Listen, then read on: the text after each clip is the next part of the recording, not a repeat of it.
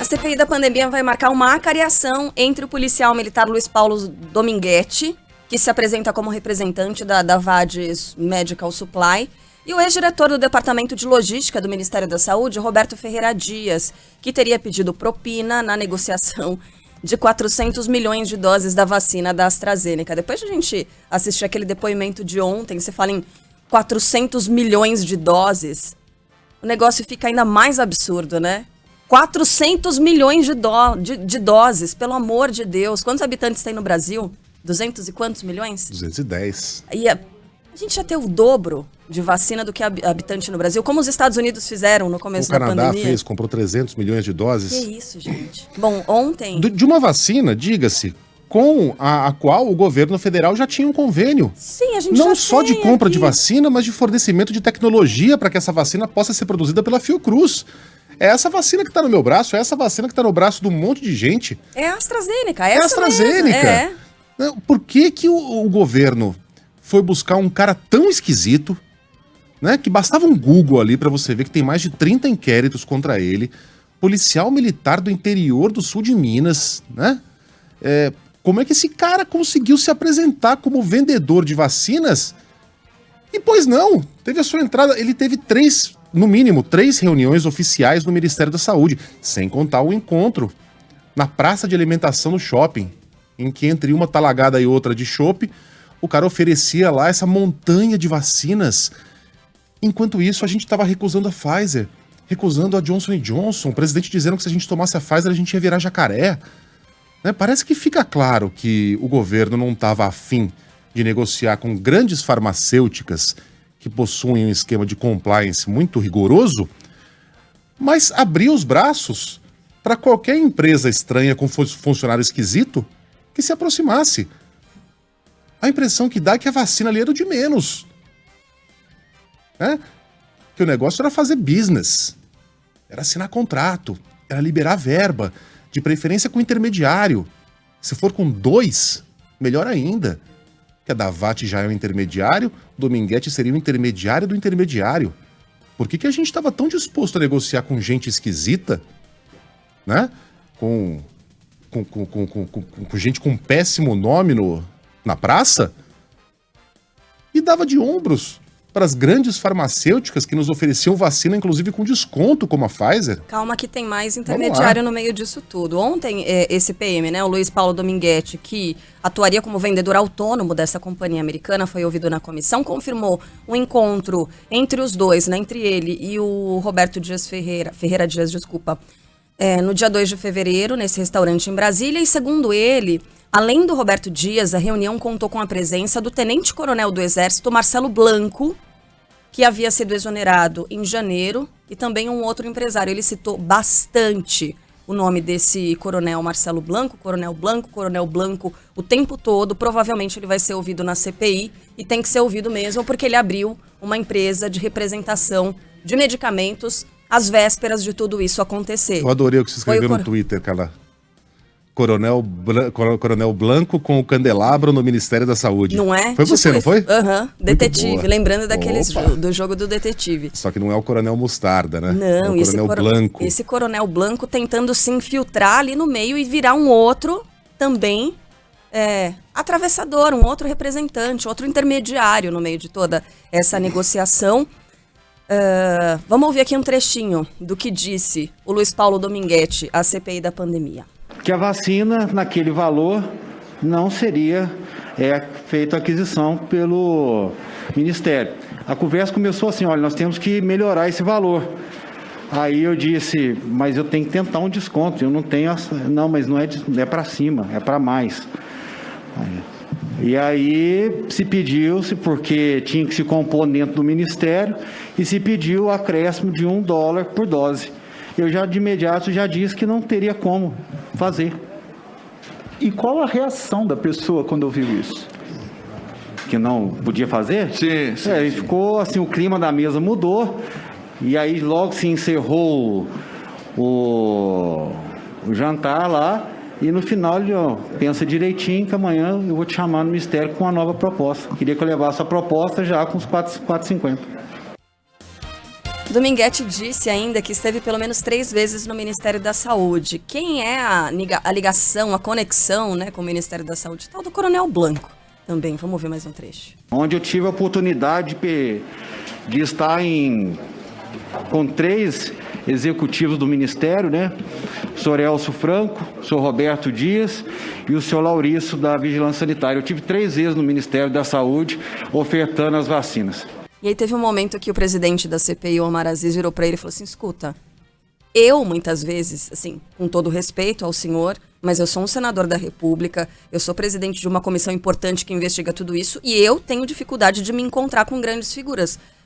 Como é que o senhor, um representante autônomo de uma empresa X, consegue ter esses encontros? E essa é uma outra pergunta que ainda não foi respondida, viu? Era algo que ontem mesmo a gente levantava. Foi mais aqui, ou menos, né?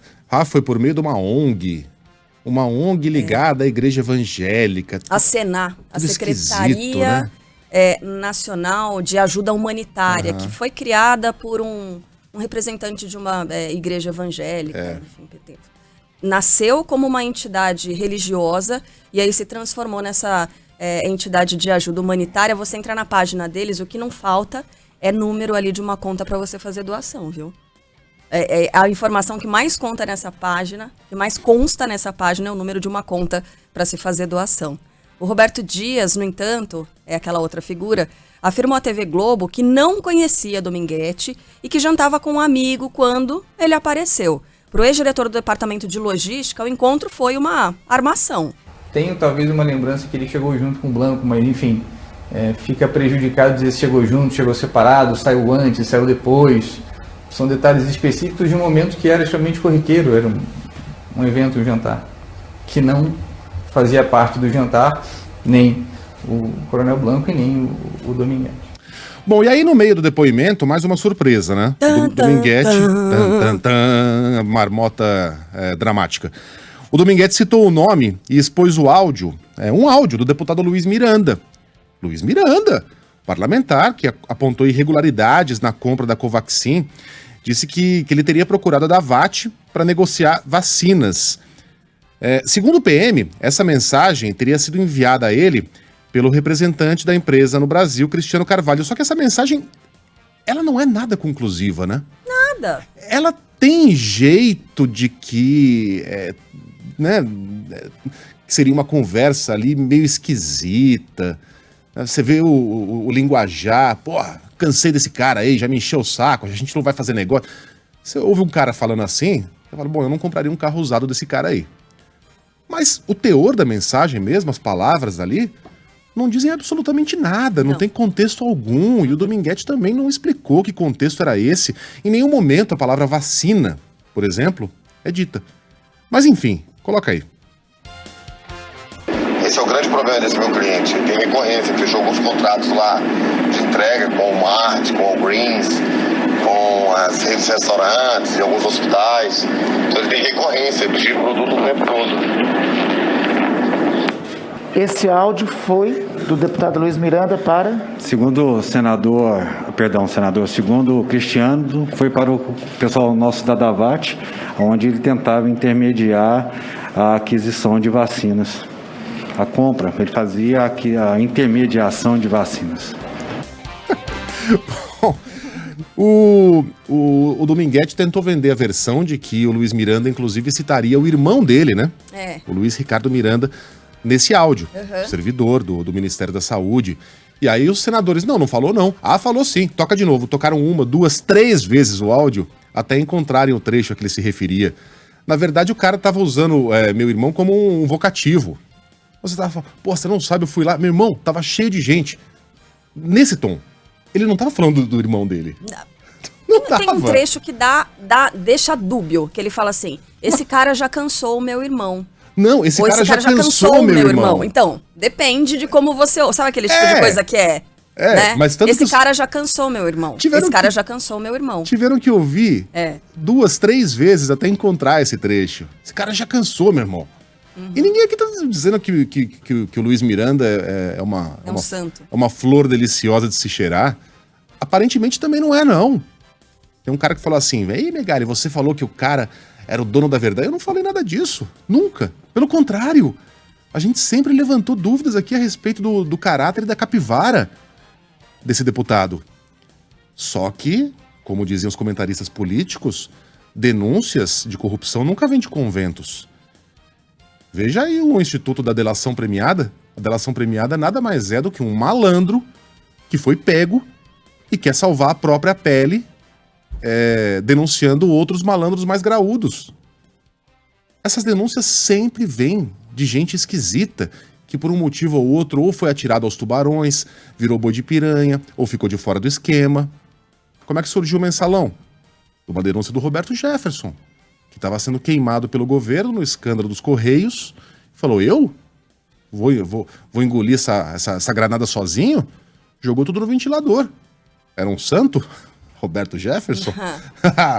Longe disso. É desse tipo de personagem que vem esse tipo de denúncia e que gera frases maravilhosas como a do presidente da CPI, Omar Aziz, que desconfiou e citou um termo lá da terra dele para se referir ao Dominguete. Lá na nossa região, chapéu de otário é marreta. E jabuti não sobe em árvore. Perfeito. Tá? O senhor está sob juramento. Perfeito. Pois não, excelência. Tá certo? Não venha achar que aqui todo mundo é otário. Pateta. Não é. Tá? Perfeito, Nem pateta. presidente.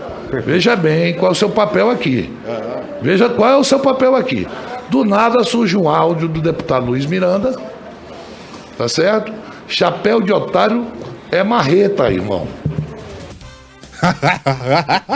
Eu não conhecia essa, você conhecia? Também, não conhecia não. Eu adorei. O Jabuti em Toco eu conhecia. O Jabuti é velho. Agora, eu adorei as colocações da Lisiane Gama, né? Na minha terra, chapéu de malandro é marreta. E a Lisiane, perfeito. Perfeito.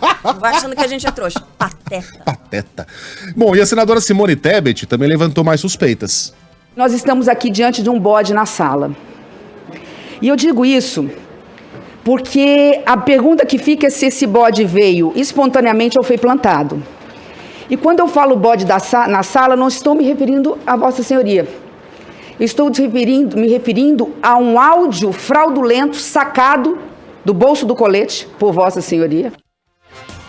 Eis a questão, plantado onde? Né? Em qual situação ele foi plantado? Eu não acredito nessa Talvez hipótese. nessa negociação, plantado na CPI para soltar esse áudio e sair correndo.